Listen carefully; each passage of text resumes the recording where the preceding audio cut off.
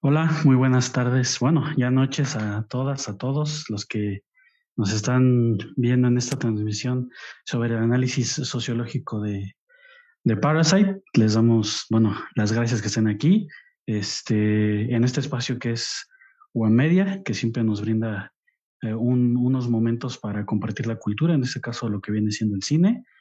Y como siempre, esperamos divertirnos mucho. En este caso vamos a ver, bueno, vamos a analizar la película Parasite desde una perspectiva sociológica y desde una perspectiva cinematográfica, en las cuales vamos a contar con dos expertas en cada rama que afortunadamente pudimos contar con su participación y tengo que hacer el honor de presentar a cada una.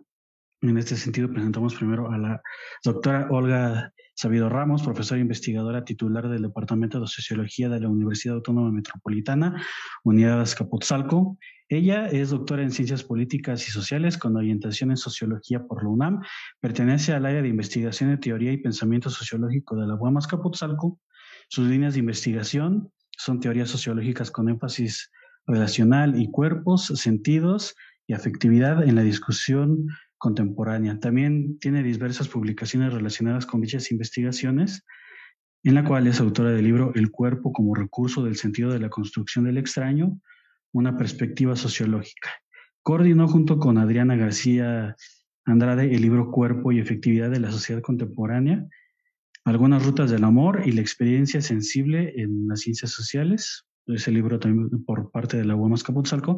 También fue editora y coordinadora del libro George Simmel, Una visión contemporánea, Antropos UAM Azcapotzalco, y recientemente coordinó el libro colectivo Los sentidos del cuerpo, un giro sensorial en la investigación social y los estudios de género, con el Centro de Investigaciones Estudios de Género de la UNAM en 2019 y forma parte de los comités editoriales como Debate Feminista del CIEG, Estudios Sociológicos del Colegio de México y la CIMEL Studies, entre otras.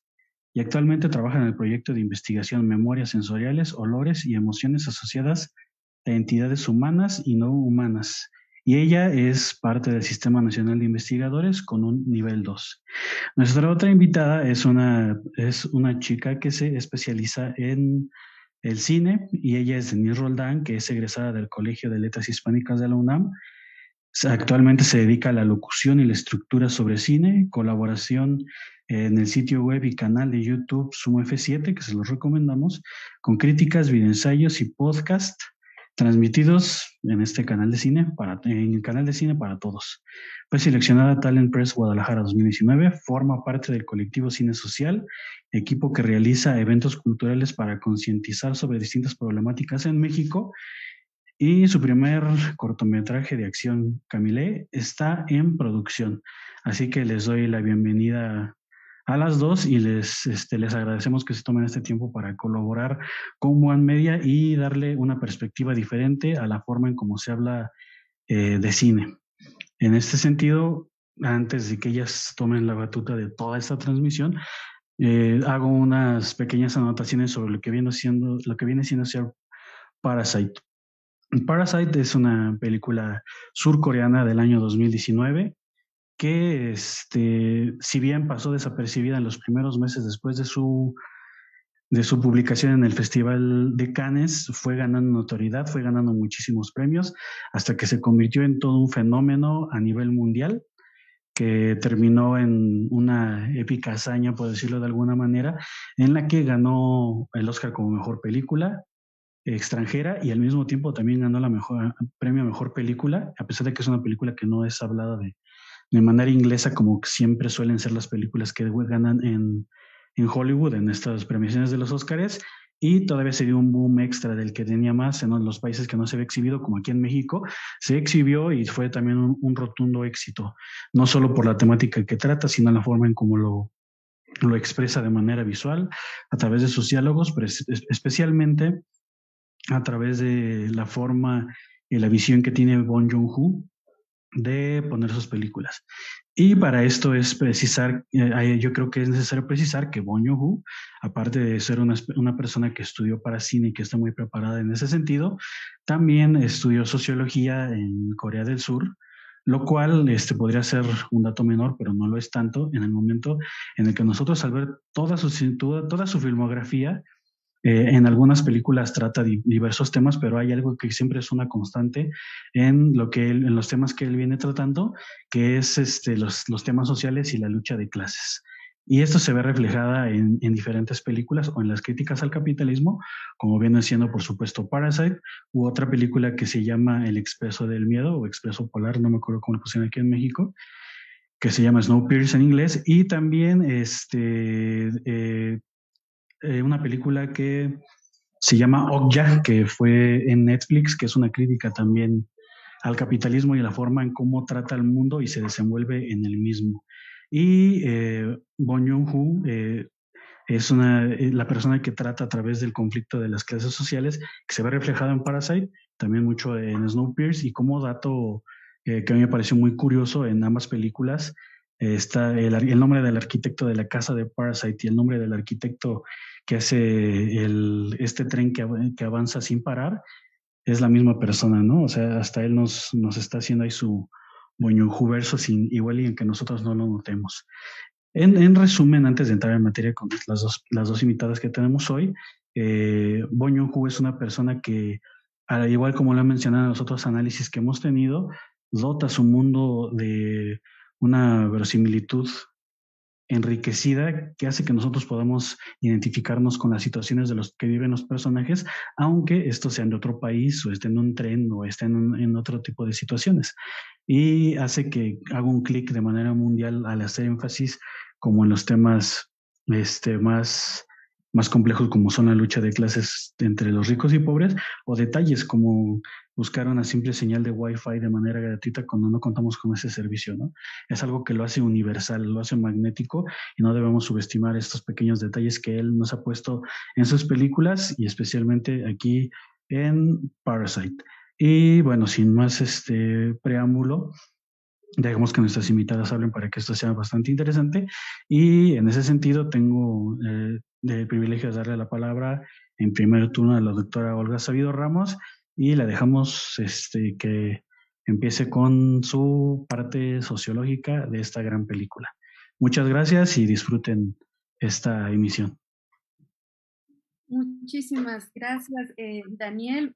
Pues bueno, primero, de verdad quiero agradecer a todo el equipo que conforma One Media por realizar esta serie de actividades. Creo que en momentos tan adversos como los que estamos viviendo, esto de verdad resulta un aliciente y un acompañamiento muy importante para nosotras y nosotros como comunidad universitaria, ¿no?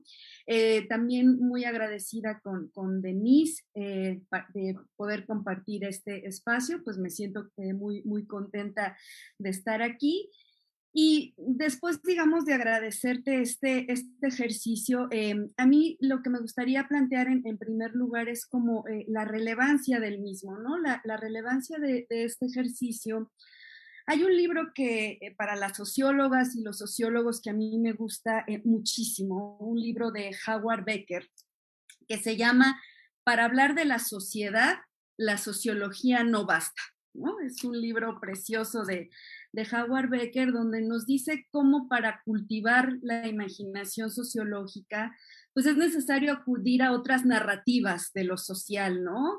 El arte, la literatura, el cine, ¿no? Entonces creo que este tipo de ejercicios es muy sumamente valioso por eso.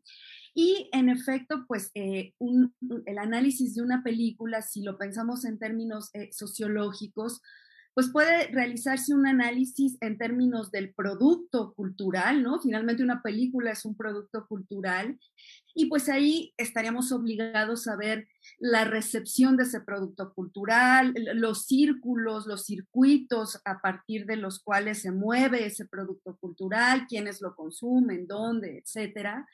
Otra posibilidad es ver a los productores, ¿no? Es decir, quienes hacen la película, que pues no solo, como seguramente acá Denise nos va a explicar, pues no solo es el director, ¿no? Es como todo el equipo que termina, culmina con ese producto cultural, ¿no?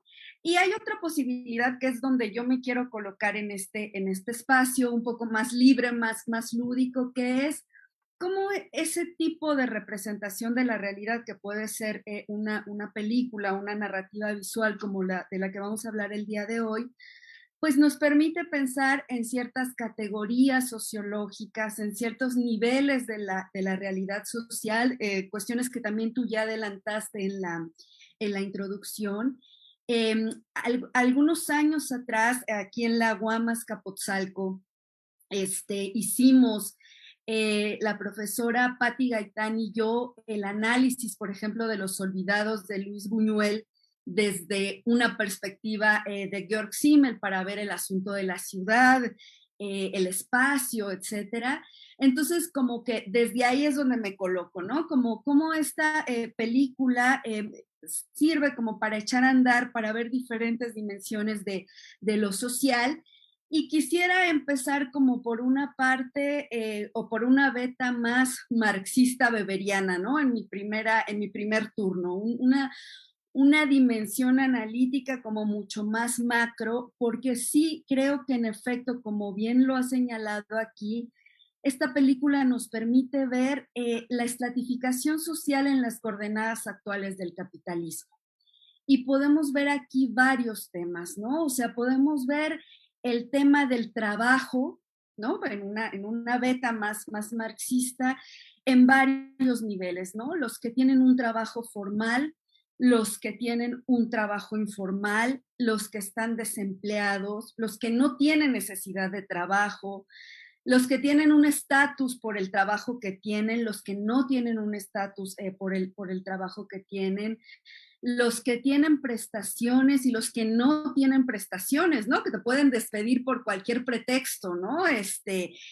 Entonces, la película nos permite ver la estratificación en términos, por supuesto, de clases sociales, considerando la dimensión del trabajo, pero también considerando la dimensión de la educación, ¿no? O sea, los jóvenes que están estudiando en la universidad, pero que necesitan trabajar para pagarse la universidad, los jóvenes que no pueden estudiar, ¿no? Los jóvenes que pueden darse el lujo de tener clases extraescolares y un acompañamiento extraescolar.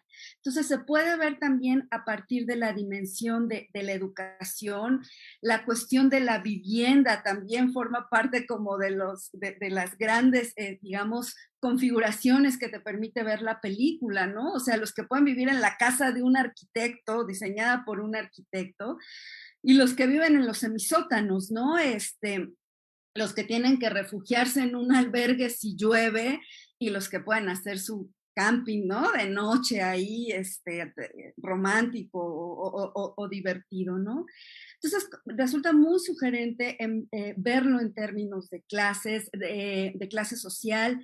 Resulta muy sugerente también verla en términos de estatus, ¿no? O sea, qué tan honroso es ser gerente de una compañía, ¿no? Tener chofer, tener ama de llaves, y qué tan deshonroso puede ser en la sociedad falsificar documentos, ¿no? Esconderse debajo de la mesa toda la noche mientras los otros están ahí durmiendo, ¿no?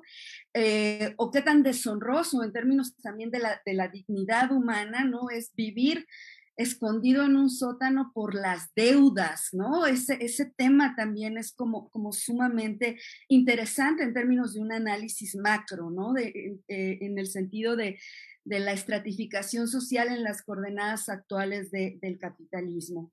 Y hay otra variable que a mí también me gustaría incorporar aquí, que es la variable de género, que es muy interesante cuando hace intersección con la variable de clase social, ¿no? Es como muy interesante ver que en la familia rica, en la familia Park, los roles tradicionales de lo femenino y lo masculino están como claramente estipulados, ¿no? El hombre es el que sale al espacio público, es el proveedor, ¿no?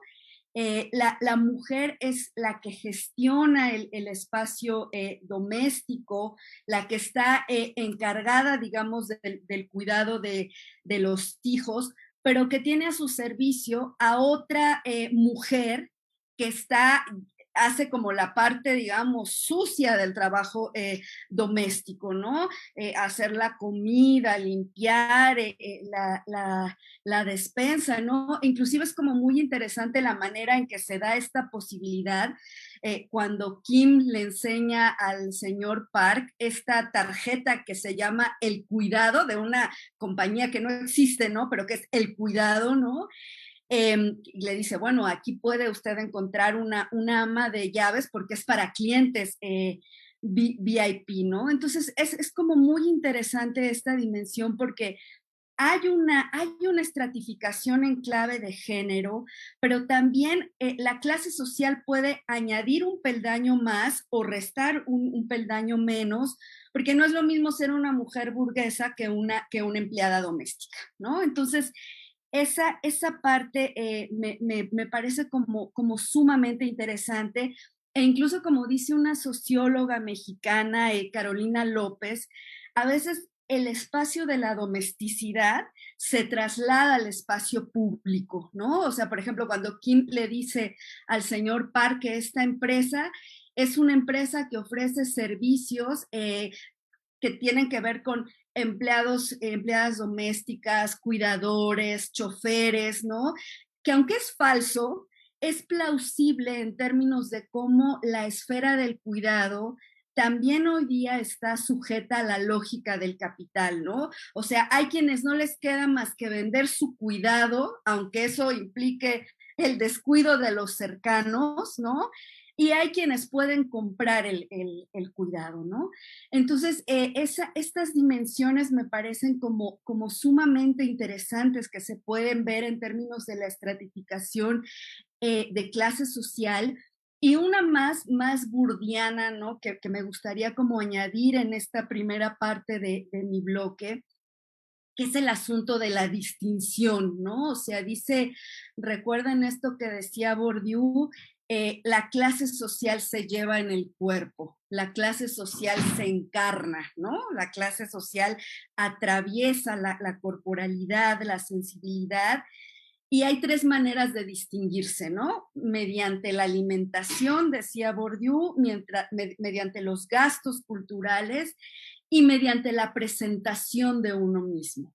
Y ahí es donde el asunto del olor adquiere mucho sentido en términos sociológicos y en términos de una sociología del olor, porque el olor tiene eh, varias dimensiones relevantes en términos de lo social, y una de ellas es que tiene que ver con esto que dice Goffman de que cuando nos presentamos a los otros tratamos de proyectar una imagen de nosotros mismos.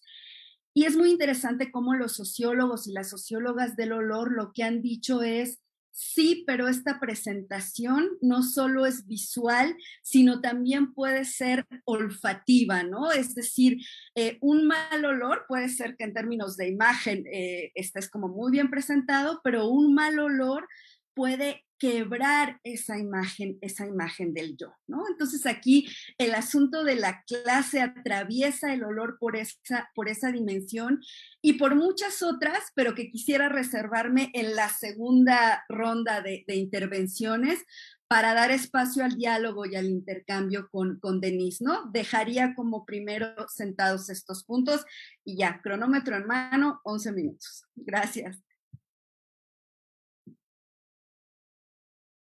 Ay, yo de escucharla, doctora, estoy emocionada, estoy muy emocionada, de verdad. Y con cronómetro y todo, a ver si lo logro. Pero bueno,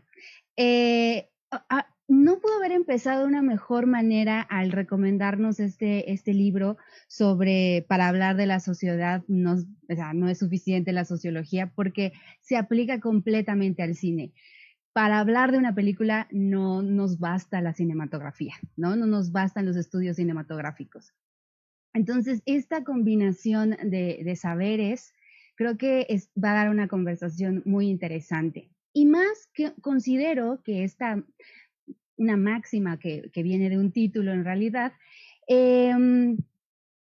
aplica a ciertas películas. O sea, es verdad, la mayoría todas, más bien, todas parten de un contexto, pero creo que hay ciertas películas que dialogan más con su contexto que otras, ¿no? Por ahí ya salió también a colación de Los Olvidados, que es una película que evidentemente está dialogando todo el tiempo con el México de los 40 y, bueno, de los 50, ¿no? Ese México Miguel Alemán en el poder. Evidentemente ahí está el trasfondo de esa época. Entonces, Parasite creo que también se trasluce de esa forma, una película que está dialogando constantemente con el momento histórico en el que está, ¿no?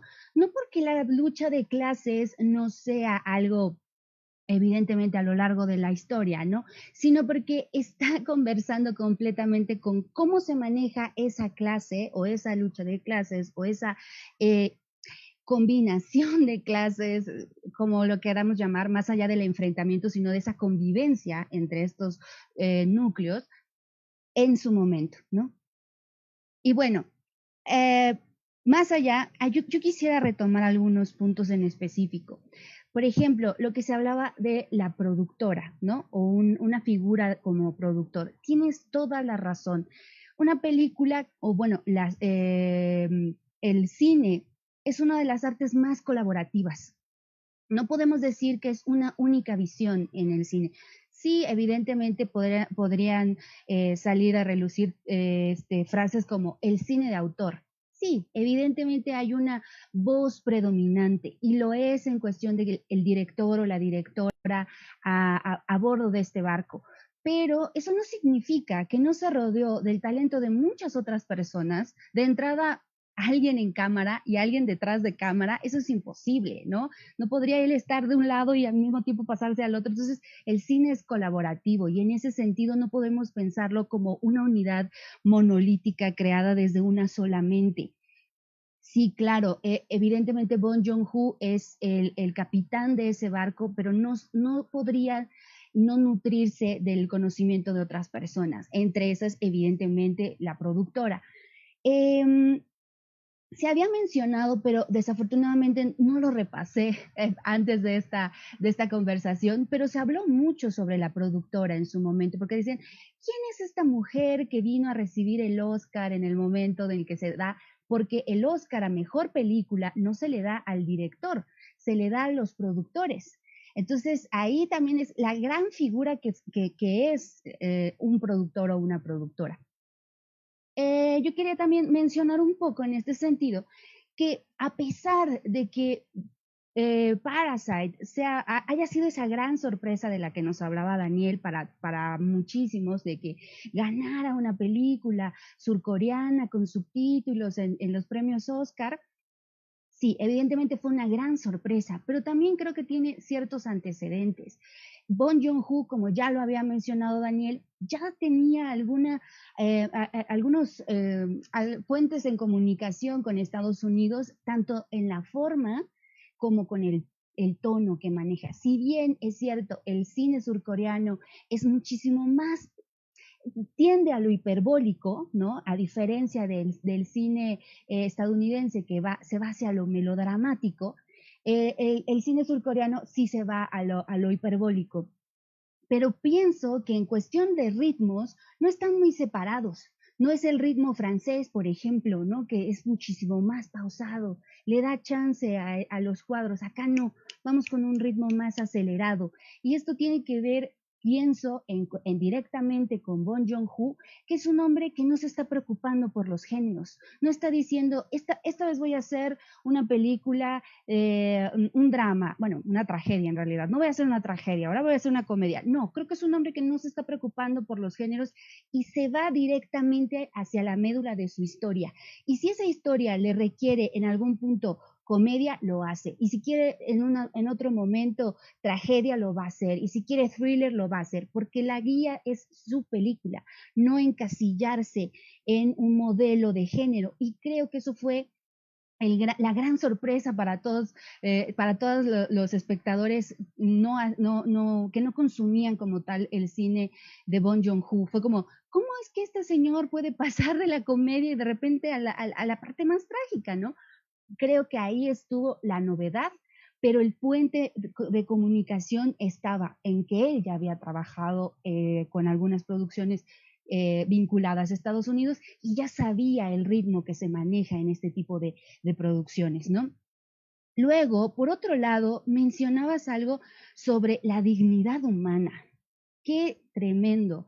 Creo precisamente que es algo de lo cual Bong Joon-ho es muy transparente, es muy franco al hablar de esto, porque en otras de sus películas lo podemos notar. Parecería que de alguna forma está siendo brusco con estos personajes al no tratarlos con mucho tiento. Ahorita se me viene a la cabeza la escena inicial de Memories of Murder, que es una de sus películas anteriores, en donde se encuentran con el cadáver de una mujer, pero afuera están los niños jugando. Y los niños están incluso bromeando con el detective. Parecería entonces que alguien diría, oye, es que no está tratando dignamente a ese cuerpo que acaban de encontrar, ¿no? Porque generalmente nos ponen una música tensa, una música muy, dándole seriedad al momento. Y entonces esta propuesta de poner a niños que están por ahí jugando y que se están riendo del detective, cuando el detective está viendo el cuerpo de una mujer asesinada, entonces parecería que no es así, ¿no? Que no lo está tratando dignamente. Sin embargo, creo que Bong Joon-ho, al ser tan franco y hacer estos choques que vienen de nueva cuenta con ir y venir entre tantos géneros, es porque a veces la humanidad se presenta así, de sopetón, de brusco, y no tenemos que filtrarla con ningún aderezo, ¿no? No tenemos que ponerle nada de por medio. Y eso creo que en cuestión de la película de Parasite está desde la manera en la que presenta a esta familia, a los Kim. Parecería entonces que no es digno que vivan ahí, ¿no? Porque están bajo la tierra, porque están todos amontonados, porque parecen como cucarachas debajo de la tierra, pero la vida es así. Y eso no significa que eso no tendría por qué no ser digno, pienso, ¿no? De alguna forma están en un espacio, es su casa, ellos ellos viven ahí, están en ese espacio y es como franco, diría yo. No tienen por qué disfrazarlo. Sin embargo, no están de acuerdo con ese espacio. Eso es algo muy importante para estos personajes. Por eso salen de ese lugar, ¿no? Ahora que mencionabas también sobre el género, que es algo que yo no me había percatado en la película como tal, esta carga de género. Pero tienes mucha razón al hacer que este personaje que se opone bastante entre la madre de los Kim y la madre de los Park es completamente diferente. Y mientras, como bien lo mencionabas, mientras una está en su pedestal, la otra tiene que embarrarse las manos literal y metafóricamente, ¿no? Y eso también lo vemos a nivel visual, ¿no? Mientras esta mujer está súper bien arreglada, la otra avienta una de estas bolas como de, no sé cómo se llaman, pero son de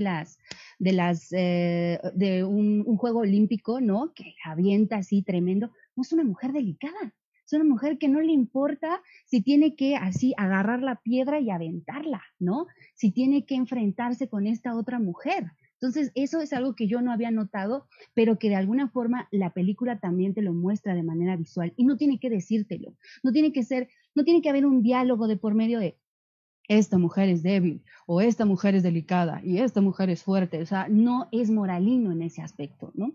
Y ya por último, ahora que mencionabas sobre el olor, qué bueno que sale a colación desde ahorita porque creo que es uno de los puntos más relevantes. Yo estoy ansiosa por leer ese libro que estás armando sobre el olor desde esa parte sociológica, porque como bien mencionabas, es algo que no se puede ver, ¿no? Que de alguna forma no hay manera de que nosotros en la vida real lo veamos. Tiene que haber una cierta cercanía, tiene que haber una posibilidad de eliminar esa barrera de la distancia para poder percibir el olor de esa otra persona. Y además, algo de lo que la misma película está hablando es que no es algo que no pueden, de lo que no se pueden separar. Ellos podrán salir de ese espacio, ellos podrán disimular quiénes son, ¿no? Pero es inevitable el olor va con ellos y desafortunadamente ellos no lo perciben los otros, ¿no? Me parece que esta distinción esta distinción de clases a partir del olor o la, o la, o el énfasis en la distinción de clases y para ello utilizar el olor, también hay otro ejemplo de un cine surcoreano de este director que su película más famosa es Tren a Busan, es Jeon Sang-ho, pero Jeon Sang-ho, antes de hacer Tren a Busan, una gran película de zombies, hizo Seoul Station. Seoul Station comienza, también es de zombies, es una película de animación, pero comienza con que el primer infectado es un vagabundo. Y ese vagabundo, por su condición de calle, evidentemente no tiene un buen olor y la gente lo rechaza. Pero en realidad es una persona que está enferma, que ya lleva la infección y nadie lo ayuda, porque simplemente suprimen la idea de está enfermo, en realidad es solamente alguien a quien no le tenemos que poner atención porque es un vagabundo. Y así comienza la película. Entonces, creo que esta situación de clases ya es algo que se está, pienso, no, tampoco soy una experta en el cine asiático ni en el surcoreano, pero pienso que sí es un tema que está recurrente en las películas de Corea. Por ejemplo, también recuerdo La doncella de Park Chan-wook, quien ya ha trabajado también con Bong Joon-ho. Ahorita se me viene también a la mente Shoplifters de Koreeda, que también hace esta división, aunque se queda más con la comunidad de estos pequeños, de esta familia de rateros, y lo trata no desde el olor, pero sí desde este mismo encierro. Entonces, pienso que es un tema recurrente el hacer esta división social, pero en el caso de Park Chan-wook, sí tiene mucho que ver con su puesta en cámara. Los tengo abajo y luego los saco y los regreso otra vez, y con esta cosa tan sutil como el olor. ¿Cómo presento algo que no puedo ver? Pues entonces funge de nueva cuenta la cámara, funge de nueva cuenta las actuaciones, funge de nueva cuenta pequeños gestos, ¿no? Como cuando él hace esto, ¿no? Voltea a oler su camisa, su playera. Eso me parece que esa es la gran virtud de Parasite, la sutileza. Sí, muy buenas, muy buenos comentarios en esta primera ronda, tanto de la profesora como Olga, como de Denise en el cine, y han dicho cosas muy, muy interesantes, ¿no? Que dominan la película, a pesar de que están mostradas de manera muy sutiles en algunas veces, y ya hasta el final cuando está por el clímax, se dice más por las acciones del señor, el dueño, y del olor que tiene el personaje del papá de la familia. Pero ahorita dices algo muy interesante que comentabas de Shoplifters, que es japonesa, pero en una similitud que le veo con Parasite, es la forma en cómo la familia, que las dos son pobres, se organizan de una manera tan creativa. Los dos roban, pero unos en centros comerciales, como en Shoplifters, y otros en la casa, como de la familia Park, ¿no? Y me gusta cómo las personas ahí en el cine asiático, bueno, en especial que están muy juntos, Corea del Sur y Japón, tienen las mismas problemáticas que van mostrando, las mismas problemáticas sociales que van mostrando a través de su cine, ¿no? Porque allá el cine, estas dos películas, a pesar de que tiene una productora, pues también tienen un apoyo gubernamental, ¿no? Y en este sentido, en el cine surcoreano tiene una sencilla explicación. El director de Warning, Lee Chang-dong, él fue ministro de Cultura de Corea del Sur y dejó de hacer cine para apoyar la cultura de su país, ¿no?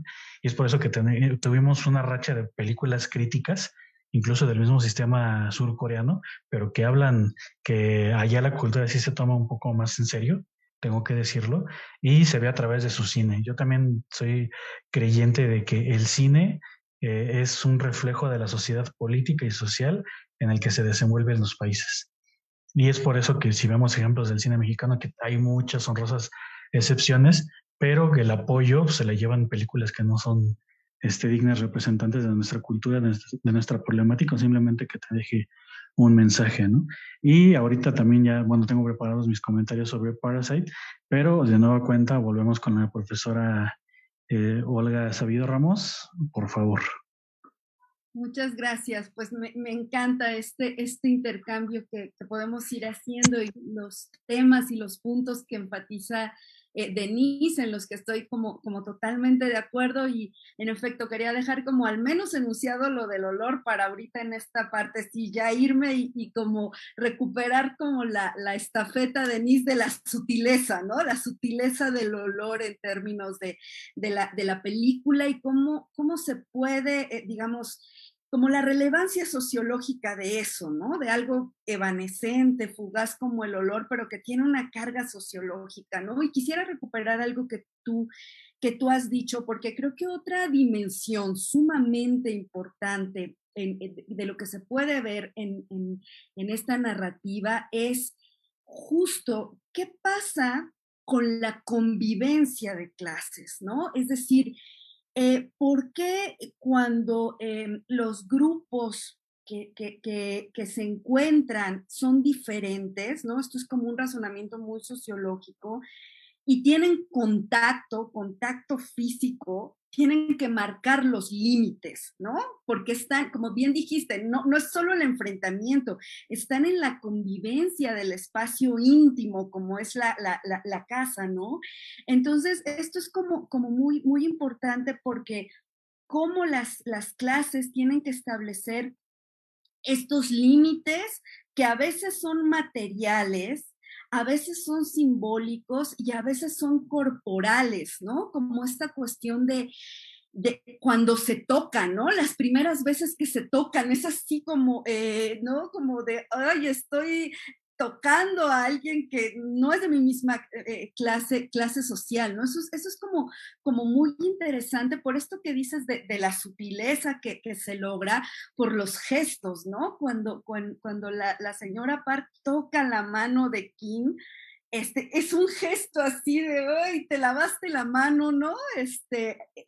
Eso es como sumamente interesante, la cuestión de los límites, porque también aquí es como, en términos de acto de habla, es como muy interesante también cómo el señor Park constantemente está usando esta frase, ¿no? De no me gusta que la gente se pase de la raya.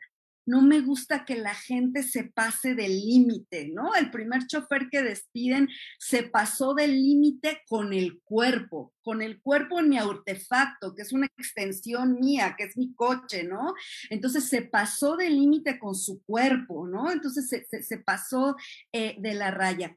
¿Y qué pasa con el olor? Acá es como sumamente interesante en términos sociológicos, ¿no? El olor rebasa el límite, ¿no? En la copresencia, el olor desdibuja el aquí y allá, el olor te envuelve, ¿no? Formas parte de una comunidad ahí atmosférica, ¿no? Por lo que estás oliendo. Y eso es como muy interesante también en términos sociológicos, porque el olor es un marcador de la clase social, ¿no? Y en ese sentido es como sumamente interesante pensar en cómo el significado que le podemos dar al olor del cuerpo del otro nos puede llevar a excluirlo, a marginarlo, a segregarlo por el tipo también de relación que tenemos con ese otro cuerpo, ¿no? Y como bien dices, hay una cuestión también con el olor muy interesante que tiene que ver con cómo aprendemos a oler en términos sociales, ¿no? Es decir, cómo esta habituación que se tiene con el propio olor tiene que ver con que lo aprendimos y por eso ellos no sienten como ese olor, ¿no? Cuando dicen nos vamos a tener que bañar con jabones diferentes, ¿no? O sea, porque tiene que ver con que uno se va acostumbrando a ciertos olores donde están también como atravesándose muchas cuestiones que tienen que ver con discurso de la higiene, pero también con discurso de la belleza, también con consumo, ¿no? Entonces, esa parte me parece como sumamente interesante. Y por otro lado, creo que también en la película se logra ver estas condiciones materiales que hacen posibles ciertos olores y no otros, ¿no? O sea, eso también es como sumamente interesante, porque no es que el cuerpo apeste en sí mismo, es que en dónde vives, ¿no? Cómo está el sistema de alcantarillado, qué pasa si te llegan a fumigar y te entra todo, ¿no? Porque es una de las primeras referencias al olor, cuando están fumigando, ¿no? Y les llega ahí todo el olor, ¿no? Entonces, a mí esa parte me resulta como sumamente interesante porque entrecruza esta cuestión del límite en la clase social, la repulsión al contacto, pero al mismo tiempo, y esto es como algo que también me gustaría señalar, ¿no? Como recuperarlo un poco de lo que decía hace un rato, hay toda una dimensión sumamente interesante del manejo de las emociones en esa convivencia, es decir, estas cuestiones que, por ejemplo, se han llamado emociones morales como la humillación, la vergüenza, el resentimiento, que tienen que ver con la aprobación o desaprobación del otro, como bien decías, hay como una resignificación y rechazo de verse evaluado así por el otro. Por eso la escena final tan fuerte, ¿no? Porque es el gesto lo que a él le hace revivir esa historia de humillación, de resentimiento, ¿no? Y que incluso en ese momento, ¿no? Le dice, ¿no? Vas a hacer esto y esto. Dice, esto es parte de tu trabajo, ¿no? O sea, no es que seamos amigos, ¿no? Es que es parte y vas a recibir algo por ello.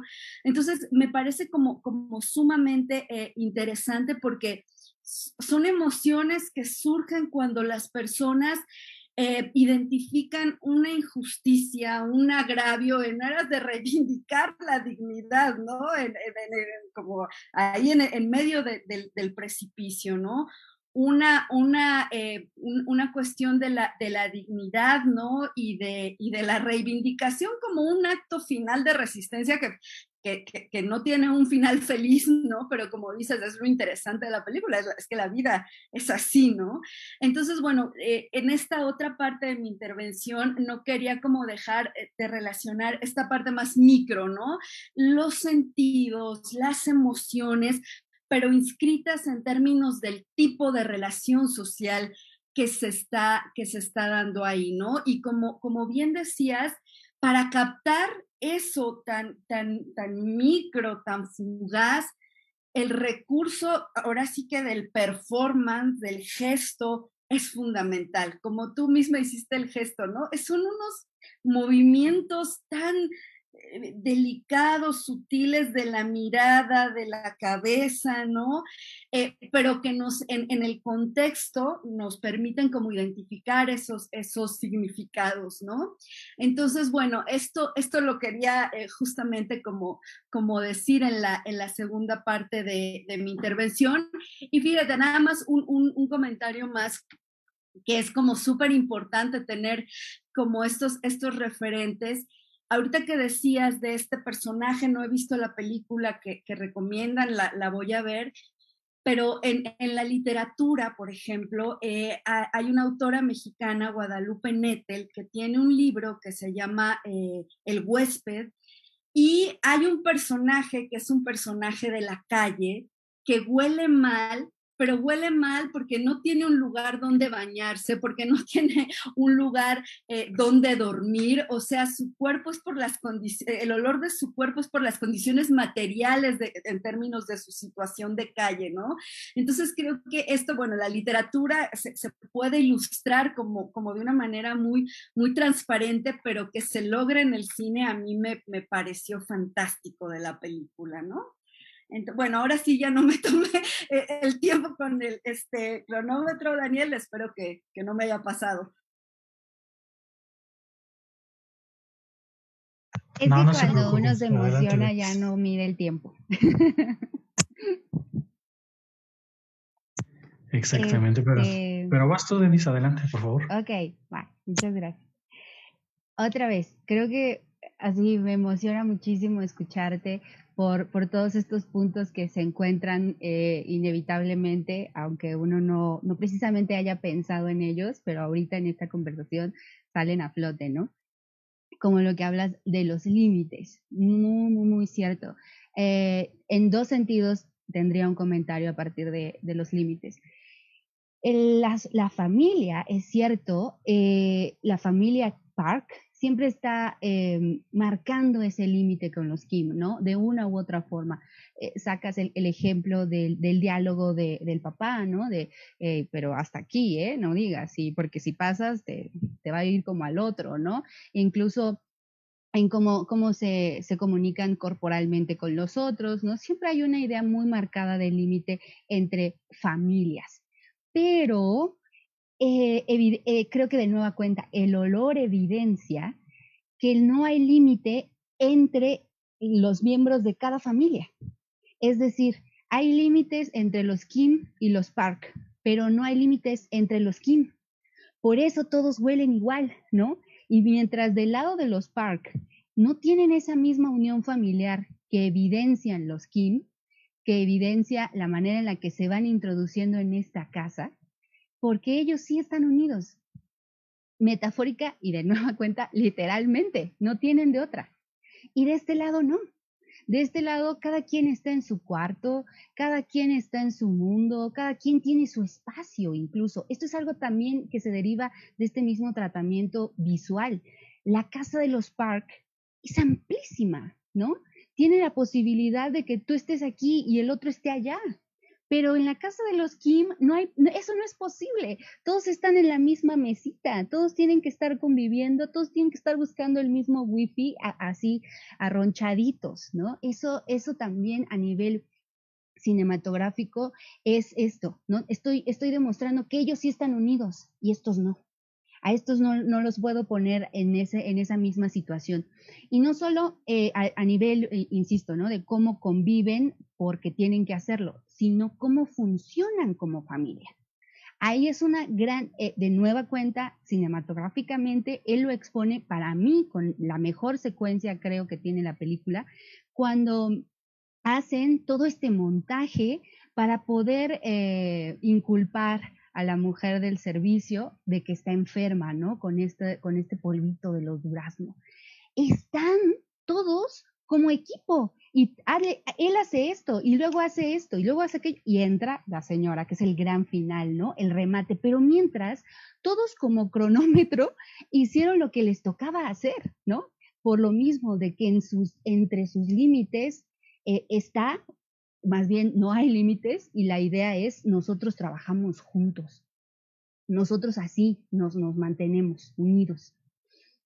También, en este mismo sentido de los límites, sobre lo que hablabas del final, que es así, ya llevándolo a lo extremo, tiene que ver con el mismo tratamiento que Bong Joon-ho de alguna forma quería darle a su película, porque él decía, estas no son personas violentas, pero ¿cómo voy a llegar a ese punto tan extremo de violencia? O sea, va a parecer un poco abrupto, ¿no?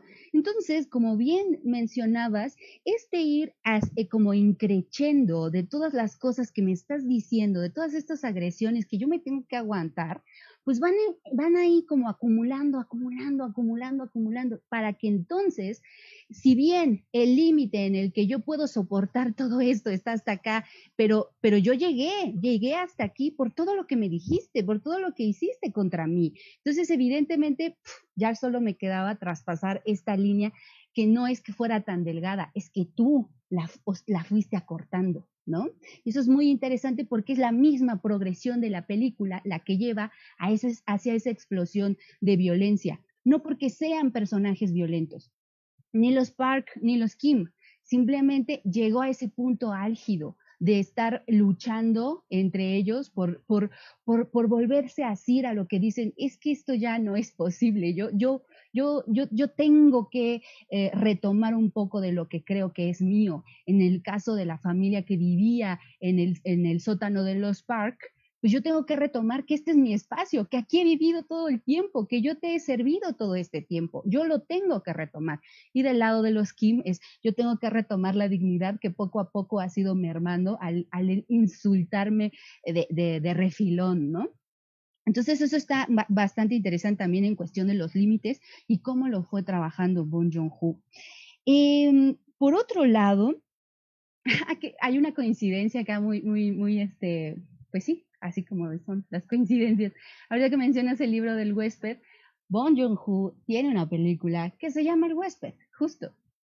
Y es una película de ciencia ficción en la que es un monstruo y vive en las coladeras. Y si bien aquí no hay una intención tan marcada de las clases sociales, creo que tiene que ver también con estos personajes un poco underdog, ¿no? Estos personajes a los que no les vamos a tomar tanta importancia y sacan la casta, ¿no? Eso es lo que sucede en El huésped, que es el mismo actor, que ahora no recuerdo el nombre, pero es el mismo actor, es el padre de los Kim, y tiene esta misma presencia, ¿no? Alguien por el que no darías nada, y sin embargo saca la casta constantemente, ¿no? Con la misma película, solo que aquí en un tono, la verdad, mucho más positivo, porque logra de alguna forma hacerse héroe, y acá, aunque podría ser que hay quizás es un poco arriesgado mencionar que hay un cierto heroísmo en Kim al atacar al señor Park, pero sí hay una idea de defender, ¿no? O sea, hay una idea de defenderse y defender lo que está sucediendo con su familia. Por otro lado, como uno de los puntos que yo quisiera proponer en la discusión es que por algunas personas en cuanto a la película, porque sí, bien, gustó muchísimo y sorprendió a muchos y creo que generó mucha conversación, lo sigue haciendo, estamos aquí, pero yo quisiera poner sobre la mesa los comentarios que otras personas decían sobre ella y que les parecía como es que no es la gran obra maestra porque sus personajes sí te la están vendiendo como una gran crítica social y te la están vendiendo como esta gran innovación. Desde las posturas de algunas personas era, no creo que sea tan crítica ni tan audaz en esa crítica, porque en realidad el desarrollo de los personajes no está tan alejado del estereotipo pobres, maliciosos, buenos, si no bondadosos, sí ingenuos, ¿no? Un poco con la personalidad de la señora Park, ¿no? Entonces, de nueva cuenta cae en estos dos, sí, como dos bloques, ¿no? De maliciosos por no tener dinero, ingenuos porque todo se les ha dado, ¿no? Entonces, lo planteaban como desde esta forma, como que no hay mucha innovación. Desde mi punto de vista, sí, creo que cae en ello, pero vuelvo a un poco a lo que ya hemos platicado en todo en esta charla. Su virtud no está en innovar cómo caracterizo a mis personajes, sino cómo los presento y cómo los desarrollo. Ya hablamos de estas sutilezas, ya hablamos del traspaso de los límites y de alguna forma también podemos hablar de cómo los presenta a nivel imagen, ¿no? Si en su momento a Bong Joon-ho le preguntaban, ¿y quiénes son los parásitos? ¿No? O sea, ¿es la familia Kim o los Park? ¿No? Y él decía, bueno, creo que a primera vista parecería que son los Kim, ¿no? Porque son estas personas que se valen de los otros, ¿no? Parasitariamente para vivir. Y creo que hay una escena que lo demuestra muy bien a nivel visual. Desde el inicio ya es un planting, o sea, el planteamiento de cómo va a ser esta presentación, en el que está la mujer de las pizzas platicando con ellos y entra a cuadro la hija, y luego entra el hijo, me parece, y luego entra la señora, y entonces está rodeando a este ente, al cuerpo de la mujer de las pizzas, como de vamos llegando de poquito en poquito, y nosotros te acaparamos y tú ya no vas a poder, ¿no? Esa es la presentación de estos personajes, que es lo que van a hacer posteriormente con los Park, ¿no? Entonces yo quería como poner un poquito sobre la mesa este tema sobre si te parece que en esta dupla casi estereotipada la tenga Parasite, y si sí la tiene, le hace mosca a todo lo demás que ya hablamos, o un poco tu perspectiva justo desde este análisis sociológico. Bueno, perdón. Nada más entre cada una y cada una. Sí. Escuchándolas, me gusta mucho lo que están diciendo, creo que se complementa bastante bien las ideas que están comentando, pero por ejemplo, yo cuando veo la película, cuando la veo por primera vez, tenía esta idea de que no, pues estos son los parásitos y se pelean con otros parásitos que son la señora que vive con su esposo abajo, como que, se están peleando para ver quiénes son los que se quedan como los parásitos de la familia Park, ¿no? Y la familia te la van presentando, la familia Park, como de que son ricos, pero son ingenuos, o sea, su maldad no está completa como para que los veas desde un punto de vista totalmente enemistados, desde una perspectiva de clase uno contra otro. En este sentido, son complementarios el uno del otro. Por eso hay una parte donde están todos comiendo y están brindando y los pobres brindan por el señor Park. Y brindan y todo, sí, por el señor Park. ¿Por qué? Porque es el que nos está dando toda esta vida que nosotros, por nosotros mismos, no podíamos. Y a pesar de que todos ellos son muy listos, me gusta cómo van presentando cada personaje, pero por ejemplo, el hermano tiene un talento para hablar el inglés de una manera que nadie más puede. La hermana tiene un talento que le dice el papá, si hubiera una licenciatura en falsificar documentos, tú tendrías maestría, ¿no? Y el papá es como que la cabeza, el que va organizando cómo se van todos, y la mamá es la fortaleza para que nadie tenga ningún momento remordimiento por lo que está pasando. Todo esto para mí, el punto principal de las fortalezas que tiene cada uno, se presenta cuando ven que hay gente que vive abajo de ellos, ¿no? Y te dice, pero ¿por qué estás aquí? Porque debo dinero, porque debo el otro. Y los otros dicen, es que nosotros también estamos en la misma situación. Pero llega un momento en que en el papá también para mí representa como la conciencia de la familia, de toda la familia. ¿Por qué? Porque empieza a decir, es que ellos están en nuestra situación. Hay que llegar a un punto medio en que nosotros nos podamos satisfacer y quedar todos contentos, ¿no? Pero lo cual se ve interrumpido con la muerte de la otra señora. Y este señor se enoja porque muere de una manera agónica en el suelo durante horas mientras los otros tienen una fiesta arriba. Lo que me gusta de esta parte es que, en efecto, el señor, el padre de familia Kim, va en el carro, ¿no? Y va hablando con él y el señor, el Park se muestra, aparte de que es ricachón, se muestra que es buena onda y platica con él, pero llega un momento en que los detalles son lo que me gustan porque va viendo la taza de café. Con la taza de café va midiendo el nivel de efectividad de manejo del señor Kim y se le queda viendo a cada rato. Y ese detalle uno lo ve y dice, ya pasó la prueba. Pero en un momento se le cruza un carro y de una manera muy grosera y muy fuerte le dice, los ojos siempre al frente. Y el otro señor se queda callado y se encorva. Siempre que habla el señor Park, se encorva el señor Kim, ¿no? Como una muestra de sumisión. Y no creo que eso sea al azar. O sea, eso siempre, yo creo que lo planearon mientras estaba el guión. Y bueno, ya para terminar mi participación, en el sentido que digo que el Señor es la conciencia de la familia Kim y de sus acciones, se ve reflejado en la parte final, ¿no? Que es cuando es la fiesta y apuñala a su hija el otro señor, ¿no? Y uno cuando agarra el cuchillo cree que va a apuñalar al otro de su clase, pero termina apuñalando al padre de la familia Kim, porque llega llega a un punto muy alto en donde le quita las llaves. No, perdón, ya está ahí el señor tirado y avienta las llaves y para olerlo las agarra y lo primero que se percata es de que no lo quiere oler, ¿no? Y en ese segundo dice, tanto para el señor Park, el que mató a mi familia, el que acaba de apuñalar a mi hija y yo somos lo mismo. Él no ve ninguna diferencia entre el uno y el otro y la única manera es que se agarra de conciencia, se agarra de valor y mata al señor Park, como en una muestra de tomar conciencia de sí mismo, quiénes son unos, quiénes son otros. Bueno, yo lo veo así. Y en un momento determinado, después viene el arrepentimiento, ¿no? Que hasta le escribe una carta, señor Park, lo lamento mucho, yo no quería que pasara esto, pero vuelve a la sumisión, ¿no? En un momento tiene una revelación, pero de acto siguiente, su clase sigue siendo sometida porque vivía de él, ¿no? Y le estaba agradecido y lamenta haberlo matado. Tanto que cuando está mandando el mensaje en clave Morse, tiene una imagen, si mal no recuerdo, en la mesa o arriba del señor Kim, ¿no? De que lo extraña. Y bueno, ya no quito más tiempo, le doy la palabra a la maestra Olga para que siga con sus precisiones sociológicas. No, Daniel, al contrario, interesantísimo como ir sumando este análisis y compartiendo. Y justo pues recuperando esto, creo que sí nos plantea, Denise, una cuestión como bien interesante en términos de, bueno, ¿quiénes son los parásitos? Y en ese sentido, como cómo se evalúa finalmente como esta propuesta, ¿no?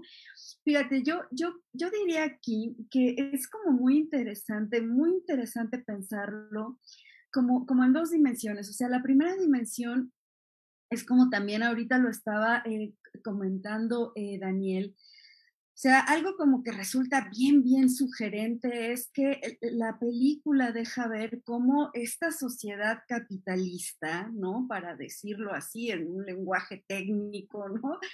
De las ciencias sociales, te presiona o presiona en términos culturales, en términos de ciertos horizontes de futuro que equiparan el éxito con la posesión del dinero, ¿no? O sea, tener dinero, tener éxito, equivale a tener la felicidad, ¿no? Inclusive cuando él se plantea el horizonte de futuro como de rescatar al papá, es como voy a llegar a tener dinero para poder comprar esta casa, ¿no? Y rescatarte y pues resarcir a esa comunidad familiar, ¿no? Que pues se desgarró en esta tragedia, ¿no?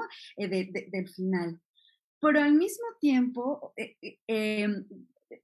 se diría como sociológicamente, ¿no? Al mismo tiempo que la cultura te presiona en esos términos, las condiciones estructurales en las que viven las personas no son simétricas y no todo mundo tiene como la posibilidad de llegar a esos fines que te pone el capitalismo. Entonces, ¿qué sucede? Dirían algunas perspectivas sociológicas, las personas eligen ciertas caminos o ciertas carreras desviadas, ¿no? Como falsificar los documentos, ¿no? Para poder como justamente alcanzar ese éxito, ¿no? Son como los anómicos, los que van contra la norma, los que van contra las reglas, podría como verse en ese sentido y decir, pues son como los extraños, ¿no? La familia de los Kim. Pero por otra parte, y esta también creo que también puede ser otra lectura, ahí lo que se deja ver muy bien es esta cuestión de interdependencia en términos de las clases, ¿no? Y es finalmente esta cuestión que el pensamiento feminista ha reivindicado mucho, que es el cuidado es la base de la vida, ¿no? Y sin ese cuidado material, la vida no se puede sostener y entonces la familia Park depende de los Kim, incluso para comer, ¿no? Para alimentarse, ¿no? O sea, entonces eso resulta como muy interesante porque te das cuenta como de esto que decía Marx en sus planteamientos, ¿no? Sin el trabajo no es posible el capital, ¿no? Entonces, a veces como que pareciera como esta dependencia o interdependencia, y eso me parece como muy significativo porque entonces se puede dar la otra lectura, ¿no? Los parásitos en términos del cuidado son ellos, ¿no? Entonces a mí me parece que las dos son posibles y algo que tú decías también, Denise, eso es lo rico de la película, que no es maniquea. O sea, te muestra la paradoja de la tragedia capitalista como en todas sus dimensiones, y yo creo que por eso pueden hacerse como estas dos lecturas, ¿no? A mí me gusta esa posibilidad, ¿no? Como poder ver, como tú decías, sí pueden ser los Kim por esta y estas razones, hasta metafóricamente, ¿no? La fumigación que les llega, etcétera, ¿no? Pero también pueden ser los otros que dependen para la reproducción cotidiana y diaria de la vida del cuidado de ellos, ¿no? Entonces creo que también son parásitos la familia Park, ¿no? Justo, me faltó completar que esa era como el mismo pensamiento de Bong Joon-ho, ¿no? Que para él era como de entrada podríamos decir que son los Kim, pero en realidad en el desarrollo de la película, evidentemente los Park también dependen de los Kim y también se nota de manera visual, ¿no? Mientras ella está muy plácidamente en el asiento de atrás, el otro tiene que manejar por ella. O sea, una actividad que incluso ella podría hacer por sí misma, no lo hace, ¿no? Se come la comida que le prepara la señora Kim. Sus hijos no estudian solos, ¿no? Tiene que haber alguien más ahí con ellos. Algo que también mencionabas sobre lo de la educación. Mientras que para los Park, esas clases extra son un privilegio de alguna forma porque tienes una educación individualizada, personalizada. Por el otro lado, ellos están educando para poder tener para sus estudios, ¿no? Que también mucho se nombraba esto a partir de las entrevistas de Bong Joon-ho, de decir, es como este punto de partida de conexión entre en las familias, se deriva de una vivencia mía, ¿no? De que yo tenía que dar clases de matemáticas en la casa de una familia rica para poder pagarme mis estudios, ¿no? Entonces, no es algo ajeno a la cotidianidad de la sociedad surcoreana, ¿no? Entonces tampoco es algo que llegue a implantarse simplemente como un motivo ahí cinematográfico para que las cosas se den. Tiene resonancia en el contexto de donde viene el director y supongo que muchos espectadores, ¿no? Pero sí. También ahorita que mencionabas sobre el final, este final que es tan triste, ¿no? Y que después de haberte llevado por hasta creo yo que la mayoría de la película, si bien tiene momentos trágicos, principalmente es comedia ácida, ¿no? Una comedia ahí con tintes de comedia negra. Hacia el final, de nueva cuenta, en este descenso tanto de emociones como de la cámara misma, ¿no? Regresando a ese sótano, él mencionaba, bueno, es que en realidad podríamos terminar la película en que este muchacho abraza a su padre después de haber comprado esta casa y ahí bien se puede terminar la película, no pasa nada. Pero, dice, yo no quería mostrar una vez más, como tratar de endulzar ciertas cosas, ¿no? Si ya sabemos el contexto y el trasfondo que hay en cuanto a este muchacho, y si sería casi fantasioso pensar que va a comprarse esa casa, como bien lo mencionabas, ¿no? Que es desde donde él parte, es complicadísimo que él pueda conseguir esa casa.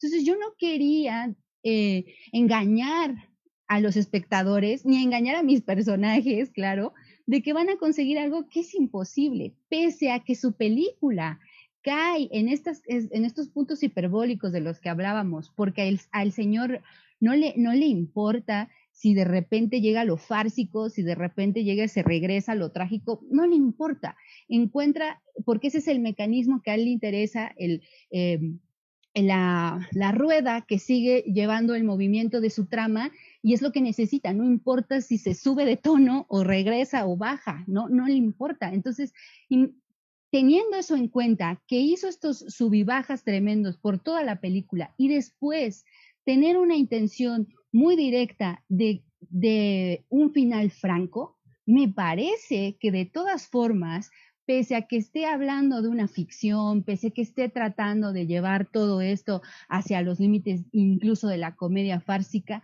nunca se despega de donde viene toda esta problemática. Nunca vamos a ser iguales, nunca se van a tener las mismas oportunidades y incluso en el cine hay que mostrarlo.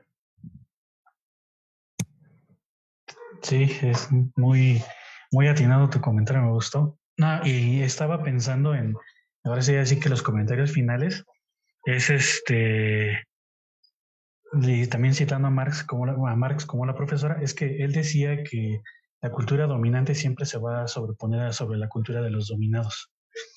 En ese sentido, cuando pienso en la película de Parasite, pienso en el final, pero sobre todo en una parte clave que para mí le da mucho sentido, es cuando están en el albergue y empieza a hablar de una manera muy honesta con su hijo, ¿no? Y te demuestra no solo lo que piensa de la vida del señor, sino la forma en cómo actúa toda su vida, dependiendo de sus propios razonamientos. Y es en esta parte donde le dice, hijo, bueno, y ahí tiene un diálogo y empieza, hijo, le dice, ¿sabes cuáles son los planes que nunca fallan, hijo? Dice, los que nunca se hacen. Dice, esos son los planes que nunca fallan. Así es como debemos de pensar para no decepcionarnos, dice él, ¿no? Y ahí digo, ahí este señor, a pesar de que tú, bueno, tiene un momento de revelación después, nos dice cuál es su forma de ver la vida, ¿no? Y es que ellos son pobres y van a seguir pobres, ¿no? Y que qué prefiere de luchar e intentar hacer algo más, pues prefiere ser un parásito de la familia Park, ¿no? Y cree que esa es la salida más fácil y la felicidad más próxima que tiene para cumplir sus sueños, ¿no? Y este diálogo tiene mucho sentido cuando está el final de la película y empieza a hablar este chavo que le escribe la carta a su papá, ¿no? Y le dice, papá, yo algún día estaré haciendo esto, estaré haciendo el otro, voy a estudiar, voy a tener dinero, voy a comprar la casa y te van pasando en voz, bueno, o sea, de que él empieza a hablar y escribir, se convierte en una voz en off y empiezan a pasar la imagen en donde supuestamente sí logra todo lo que se propone, pero al final regresa, después de una pausa, regresa y es cuando está escribiendo la carta, ¿no? Y mucha gente puede decir, sí lo va a lograr, sí, solo con quererlo y esforzarse se puede. No, hay una estructura que nos lo muestran a través de toda la película que nos dice, hay límites que nos pone el sistema capitalista para poder mantenerse como el sistema económico principal y que nadie más lo puede corromper. Bueno, es la interpretación que yo le doy y ahí termina como una simple fantasía de este muchacho para volver a reunir a su familia, ¿no? Que es lo más importante para él. Y bueno, serían como las anotaciones y las conclusiones que yo tendría sobre ese diálogo que me gustó muchísimo y recordarlo cuando lo veía ahí en la parte final en el cine, ¿no? Que esa película, bueno, la vi 3 veces, dos en el cine y hay muchas, la tercera vez, como que siempre suelo ver las reacciones y los comentarios de las personas, ¿no? Y muchos sí decían, ay, sí lo va a lograr, ¿ves? O sea, al final sí hay un final feliz, y no, no es cierto. O sea, es una ilusión que nos muestra Bong Joon-ho sobre las personas y la realidad que viven, ¿no? La profesora Olga, porfa. Ya para ir cerrando, me imagino, ¿no? Así es. Pues Sí, bueno. ahorita nada más sería su comentario, otros de Denise, y Luis Daniel nos leería unos comentarios de la comunidad ya para ir cerrando. Gracias, pues disculpe la interrupción. Sí, claro, sí, no, pues muy rápido. Creo que este espacio me ha encantado, ¿no? Por esta posibilidad de ir intercambiando como desde dos perspectivas, pero llegar como a reflexiones compartidas, ¿no? Creo que eso enriquece muchísimo.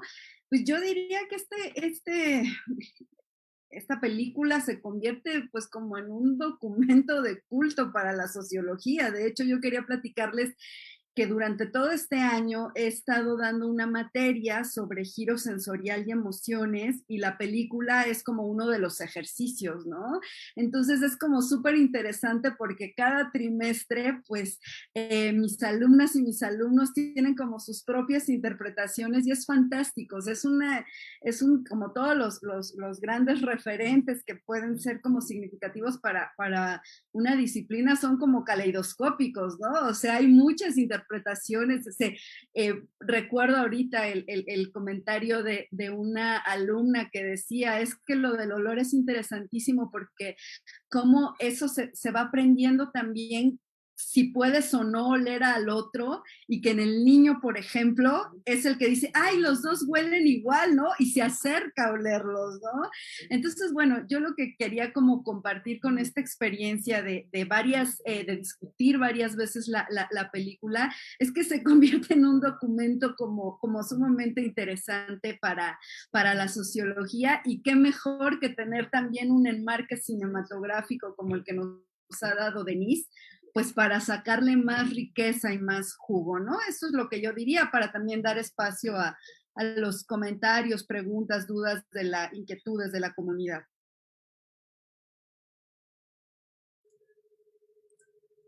Claro, hola, ¿qué tal? Buenas noches, me llamo Daniel y soy parte de Guamedia. Me voy a encargar de leer los pequeños comentarios que va. Carla Arteaga nos comenta, muy interesante la forma de exponer en el análisis. Gracias por llevarlo a cabo. Ay, ya salió en la transmisión. Lidia Reyes, superponente las dos. La cuestión de género se intersecta sin duda con la clase social, la raza, etnia y otras categorías como la migración. Claro ejemplo, dos mujeres, patrona, empleada doméstica, que viven cotidianidades distintas y opresiones diversas. Gracias. Mauro Zagal, y la lucha de clases aquí, cómo la ven presente? Me gustaría que lo aclararan. Edmond Dantes nos comenta, ¿y cómo creen que la sociología influenció la película? Pao de Chao. Antes de que se viniera la pandemia, Bong Joon ya trataba la relación que existe entre las enfermedades, en este caso la tuberculosis con la pobreza, y el rechazo y la búsqueda del distanciamiento que se genera. Pablo Galván, saludos a la doctora Olga. Siempre es un gusto escuchar sus análisis sociológicos en clase o en ponencia. También es un gusto escuchar a Denise, hacen un gran trabajo en Zoom. Y mi amigo Daniel, muy atinado siempre. Sigan con este proyecto tan importante de análisis del cine desde una visión sociológica. Es un placer escucharles.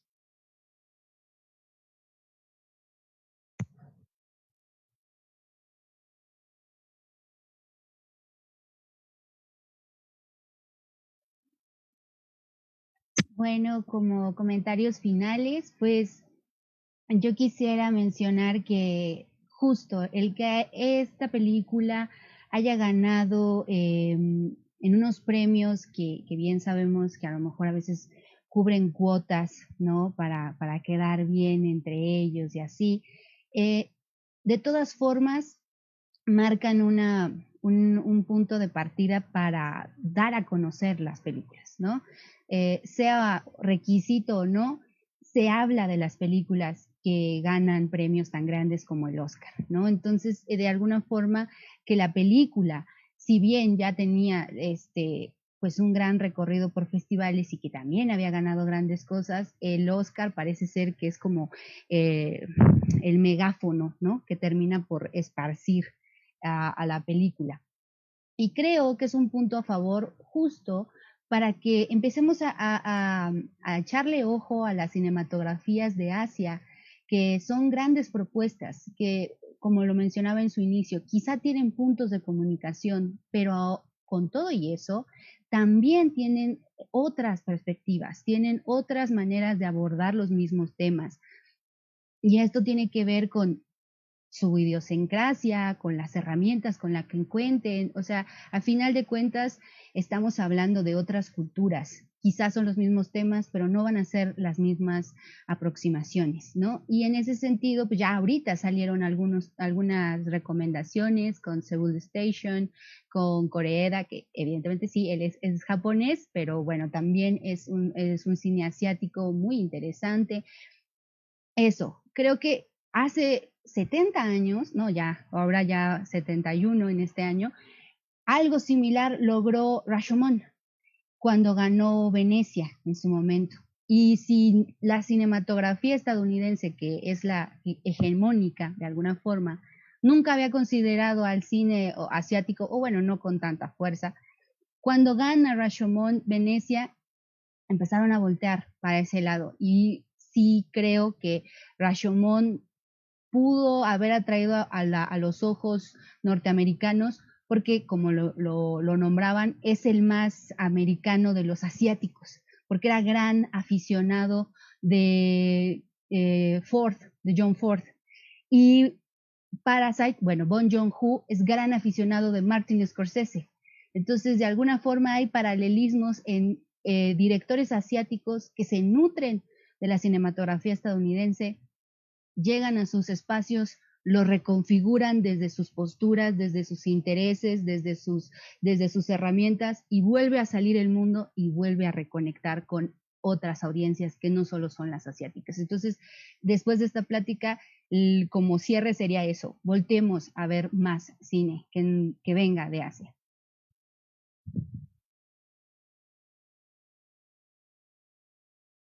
Bueno, antes de que tome la palabra la doctora Olga, ahí tienen, y este Bong Joon-ho lo resume en una frase muy, muy importante, me parece que sí fue, no fue en los Globos de Oro, cuando él dijo, cuando ustedes se atrevan a ver el cine en otros idiomas, van a ver la puerta de un mundo completamente nuevo, ¿no? Y, o sea, estaba en Estados Unidos, no iba a decir, no, o sea, el cine estadounidense no es el mundo del cine, no es todo el cine. Hay un cine infinito que sería un mundo nuevo para ustedes si se dieran la oportunidad de arriesgarse a verlo, ya sea asiático, ya sea polaco, ya sea español, francés, el que ustedes quieran. Y yo creo que él también piensa de esa manera y hasta cierto punto lo logró con su película, ¿no? Porque inclusive en Netflix, que dobla absolutamente todo, está esta película y está en su idioma original subtitulada, o sea, no hay más, no puedes verla doblada. En ningún otro país lo ha hecho, porque yo creo que de cierta manera le tuvieron algún respeto que decían solo se puede contar de esta manera y así es como lo vamos a publicar. Y el mensaje de Bong Joon-ho creo que sí replicó bastante hasta la manera y cómo las distribuidoras más poderosas dicen, vamos a hacer lo que nos dice aquí nuestro amigo surcoreano. Pero bueno, le doy la palabra a la doctora Olga y ya para terminar. Bueno, pues en primera agradecer los comentarios. Pues me da mucho gusto que nos estén escuchando, nos estén viendo en este momento de fin de trimestre, ¿no? Pues muchas gracias a nuestra comunidad ahí guamera. Y pues como dos comentarios a las preguntas, comentarios que lanzaron. Sí, yo creo que aquí el asunto del género siempre como sociólogas y sociólogos debe ser como parte de nuestras lentes sociológicas, ¿no? No solo la clase, no solo la etnia, no solo la edad, sino la cuestión de género, porque es una cuestión transversal a lo social, ¿no? Y como lo comentamos aquí, es como interesantísimo ver diferentes modelos de feminidad, ¿no? Como lo complementaba también Denise, ¿no? Son diferentes modelos de feminidad ahí los que vemos, de masculinidad también, ¿no? Diferentes modelos de masculinidad. Y como bien se decía en el comentario, cómo en esta intersección con clase, con etnia, pues se pueden ver como opresiones diversas. Y una cosa que me faltó como mencionar también en términos de el cuidado que por lo general se está feminizado, ¿no? Es que también la película deja ver que en este contexto de mercantilización del cuidado, ¿no? Se le exige al cuidador, a la cuidadora, un trabajo emocional que en términos de Marx es un trabajo no pago, ¿no? O sea, el trabajo de estar con el niño, abrazarlo, acariciarlo, ¿no? Por parte de la chica, ¿no? De ser de confidente de la mamá, es un tipo de trabajo emocional que en términos estrictamente marxistas es un trabajo no pago, es la explotación, ¿no? De las emociones, de este capitalismo que también extrae plusvalía de esa dimensión, ¿no? Entonces eso me faltó decirlo. Quería como relacionarlo también por la pregunta respecto a la lucha de clases, ¿no? Ciertamente aquí no se puede ver como la posibilidad de una lucha de clases, sobre todo en condiciones de precariedad donde no hay retiro, no hay, como decía Daniel, no hay un horizonte de futuro porque pues no tienes ahorros, no tienes, pero sí creo que es interesante ver estos pequeños actos cotidianos de resistencia. Eso me parece como significativo, ¿no? Pero la película es también cruda en ese sentido, ¿no?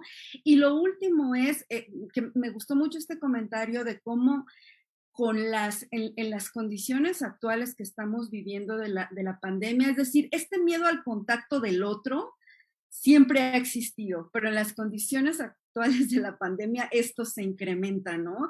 Entonces como que es una película muy interesante porque te deja ver las consecuencias para la convivencia, para la posibilidad de formar un nosotros, incluso hasta en términos de proyectos colectivos, pues lo perjudicial que puede ser este miedo al contacto con el otro, ¿no?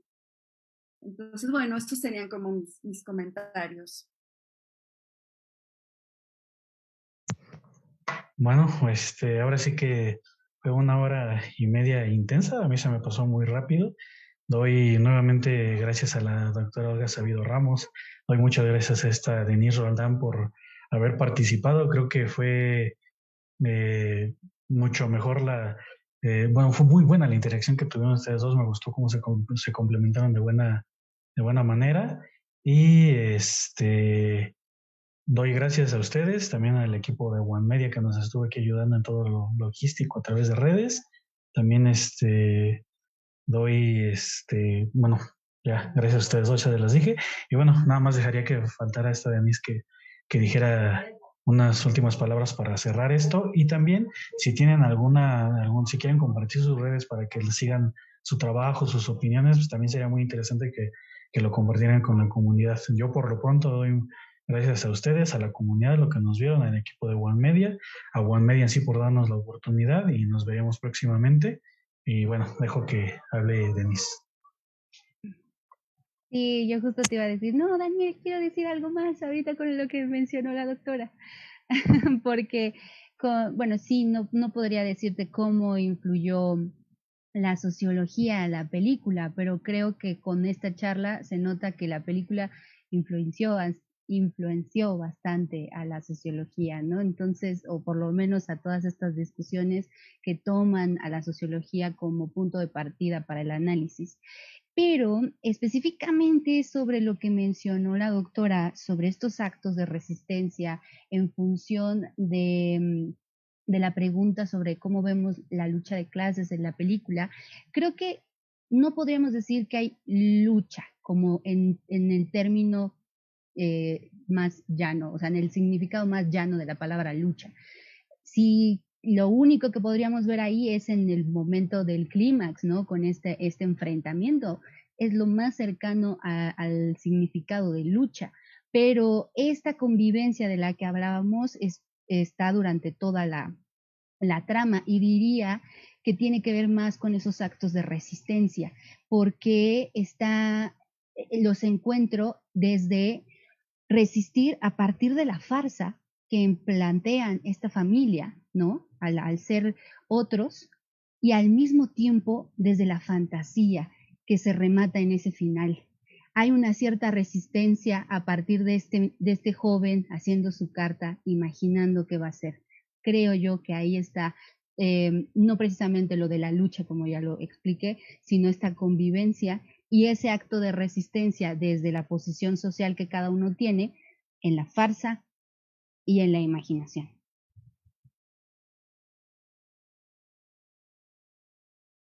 Ok, muchas gracias. Ya para cerrar, si no tienen ninguna red que quisieran compartir, sino para que ya nuestro... Ok, las redes. Sí, bueno, podrían seguir a la página Zoom F7, es un sitio web en el que yo colaboro con críticas cinematográficas. Además, tenemos canal de YouTube en donde se hacen análisis sobre cine y videoensayos. Y por el otro lado tenemos otro canal de YouTube que es Cine para Todos, en donde hacemos podcast, platicamos sobre temas relacionados con el cine, películas en específico, y es un poco más para convivir con todas las personas que nos siguen y estar charlando entre todos. Y en mis redes como tal, simplemente estoy en Instagram como den-rol-.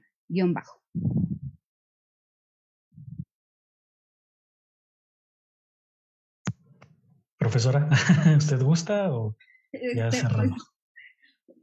Así como redes, no tengo, pero, o sea, sí tengo redes, pero a lo mejor no se pudiera resultarles interesante un poco los trabajos que en esta línea he venido realizando de los olores, las emociones, el análisis de las ciudades desde los olores, ¿no? Entonces, bueno, voy a sacar una red social un poco aburrida, pero pues síganme en el academia.edu, ¿no?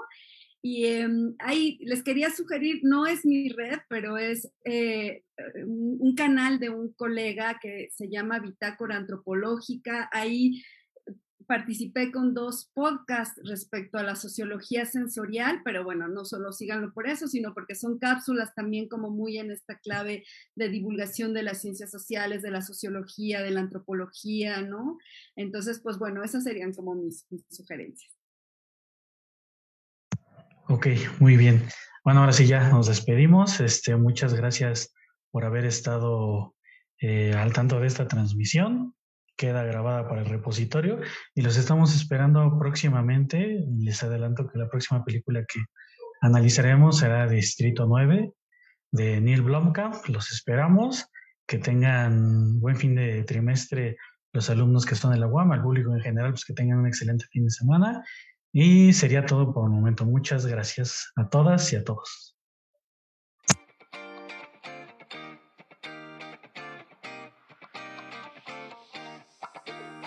There's not a single day that passes without you on my mind. Not even 1 minute can end up before you